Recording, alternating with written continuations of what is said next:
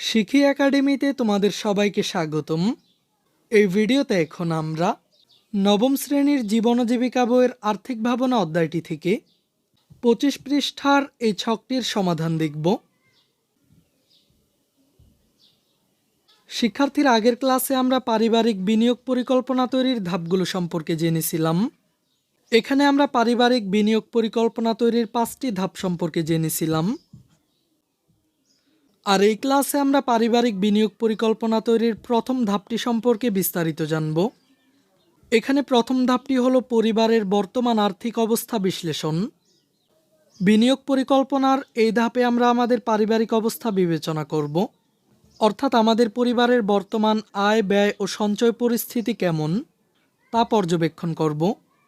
পারিবারিক স্থাবর ও অস্থাবর সম্পদের পরিমাণ কত, পরিবারের বর্তমান সঞ্চয় কত, পরিবারের কোনো সম্পদ অব্যবহৃত অবস্থায় রয়েছে কিনা, সার্বিক বিবেচনায় পরিবারের বিনিয়োগযোগ্য সম্পদ কত, বিনিয়োগযোগ্য অর্থের উপর পরিবারের নির্ভরশীলতা কেমন, পরিবারের বর্তমান আর্থিক দায়দেনা পরিস্থিতি কেমন, পারিবারিক আয়ের কি কি উৎস রয়েছে, কোন কোন উৎস থেকে নিয়মিত আয় হয়, কোন কোন উৎস থেকে মাঝে মাঝে অর্থপ্রাপ্তি ঘটে ইত্যাদি। এসব বিষয়ে ভালোভাবে বিশ্লেষণ করতে হবে।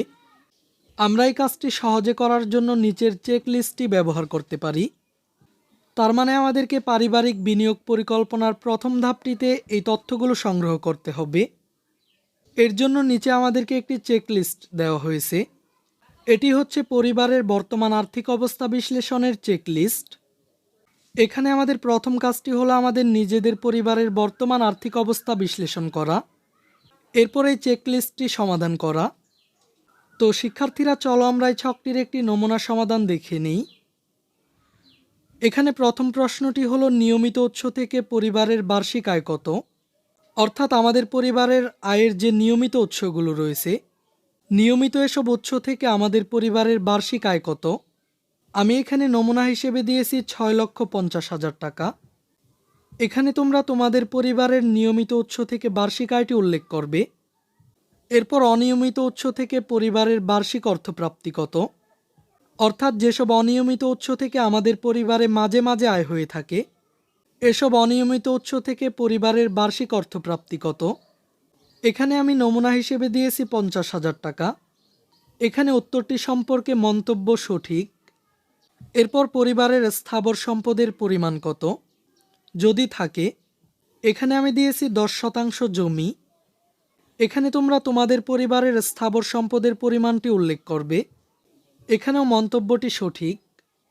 এরপর পারিবারিক অস্থাবর সম্পদের পরিমাণ, যেমন ব্যাংকে জমা টাকা, অন্যের কাছে পাওনা ইত্যাদি, এমন সম্পদের পরিমাণ কত, যদি থাকে সেক্ষেত্রে উল্লেখযোগ্য।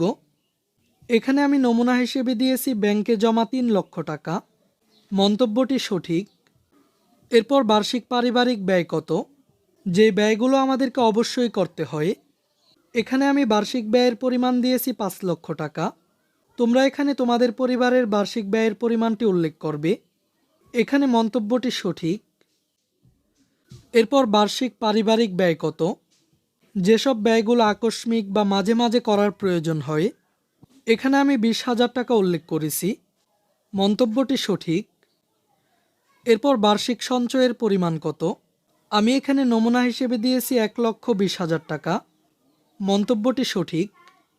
এরপর বিনিয়োগযোগ্য অর্থের উপর পরিবারের নির্ভরশীলতা কেমন, বিনিয়োগযোগ্য অর্থের উপর পরিবারের নির্ভরশীলতা মাঝারি। মন্তব্যটি সঠিক। বিনিয়োগের উপর আয় থেকে পরিবারের ব্যয় নির্বাহ করা হবে কি না, এখানে উত্তরটি হবে না। মন্তব্যটি সঠিক। আর সবশেষ পরিবারের আর্থিক দায়ের পরিমাণ কত, এখানে আমি নমুনা হিসেবে দিয়েছি 20,000 টাকা। মন্তব্যটি সঠিক। এখানে তোমরা অবশ্যই তোমাদের পরিবারের তথ্যগুলো উপস্থাপন করবে। এরপর তোমরা বিনিয়োগ পরিকল্পনার ধাপ 2, ধাপ 3 এবং ধাপ 4-এর বিষয়গুলো নিজেরা পড়ে নিবে। আর পরবর্তী ক্লাসে আমরা ধাপ 5-এর বিষয়গুলো নিয়ে বিস্তারিত আলোচনা করব। শিক্ষার্থীরা, এই ক্লাসটি তোমাদের কাছে কেমন লেগেছে তা আমাকে কমেন্ট করে জানিয়ে দাও। আর আমাদের চ্যানেলে নতুন হয়ে থাকলে চ্যানেলটিকে এখনই সাবস্ক্রাইব করে রাখো।